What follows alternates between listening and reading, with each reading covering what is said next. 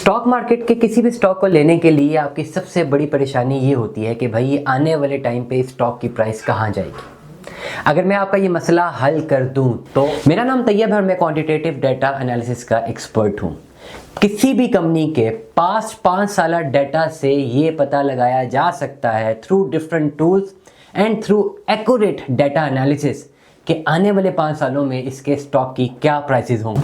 अगर आप भी ऐसी कोई भी रिसर्च करवाना चाहते हैं व्हाट्सएप करें, हम आपको बेहतर रहनुमाई फराहम करेंगे। क्या आप जानते हैं कि अगर आपने आज से 1 साल पहले एक बिजनेस में शराकत दारी की होती सिर्फ 10 लाख रुपए की, तो आज आपकी वैल्यू होती उस पर्टिकुलर इन्वेस्टमेंट की लगभग 57 लाख रुपए सिर्फ और सिर्फ 1 साल के अंदर।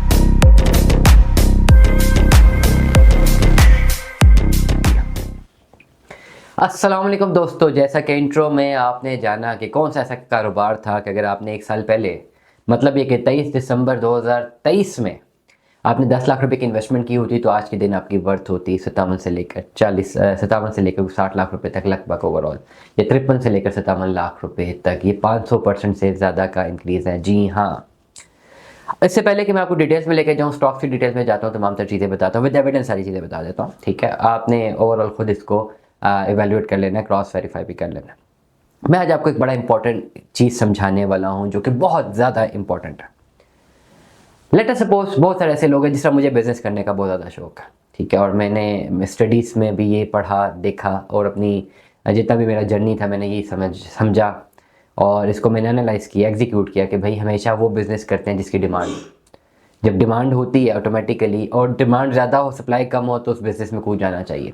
डेफिनेटली आपके पास वॉल्यूम ज़्यादा होता है, डिमांड सप्लाई का जो वॉल्यूम होता है वो, या ओवरऑल अगर इसमें हम गैप की बात करें, गैप ज़्यादा होता है, आप एड्रेस कर जाते हैं, आप अपनी सप्लाई को मीट कर जाते हैं डिमांड के साथ।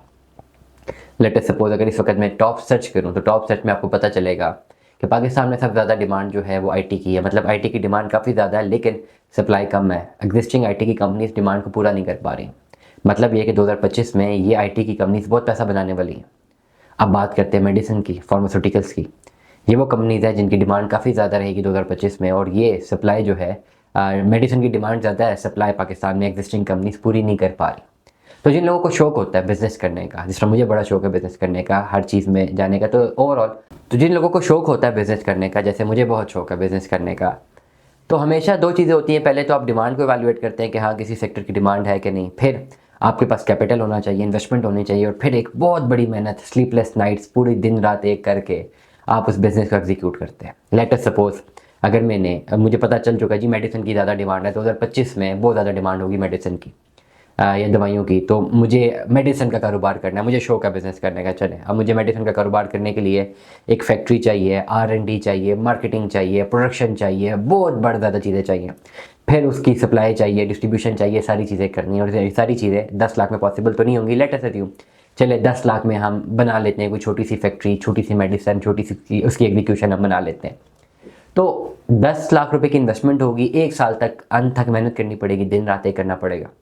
और 1 साल बाद अगर कोई रिजल्ट आ रहा होगा तो यही आ रहा होगा ना कि चले 10 लाख की मेहनत थी, बेस्ट ऑफ बेस्ट रिजल्ट क्या होगा कि यार 10 लाख रुपए की इन्वेस्टमेंट थी, फिर मेहनत की, स्लीपलेस नाइट्स थी, और ये मैनेज कर दिया कि 1 साल बाद हर महीने 1 लाख रुपये बना रहे। और क्या इन्वेस्टमेंट हो गई होगी, 20 लाख तक पहुंच गए होंगे आप।